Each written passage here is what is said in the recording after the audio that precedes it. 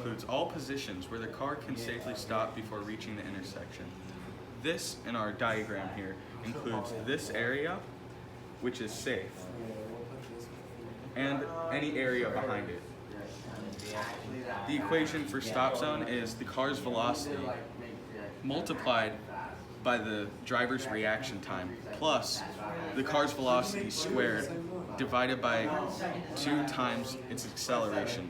So its acceleration is going to be a negative acceleration. The equation looks like the stop zone equals the velocity of the car multiplied by the driver's reaction time plus its velocity squared over 2 times its acceleration. So what this formula means that if you increase the car's velocity, instead of its safe stopping zone being around here, it's going to be moved back and be closer to about here, or if you're going even faster, it could be much further. But that also means that if you decrease your velocity, the safe stopping zone can be much further up. So it can be right around here. So an increased velocity means that you're going to have to stop further back, such as this. You're not in the intersection.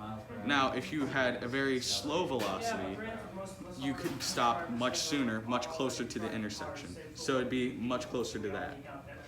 The dilemma zone is when you find yourself in this area. So if you're in the dilemma zone, if you try and stop, most likely you're going to end up in the intersection, or you're going to get rear-ended by another car.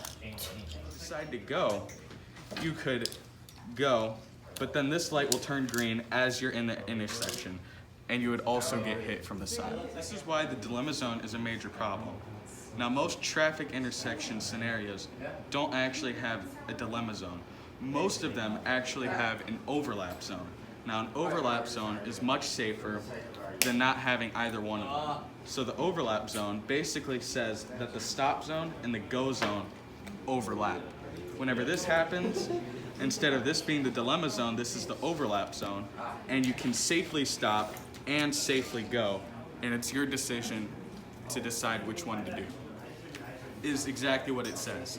The zone where you have to go when there's a yellow light.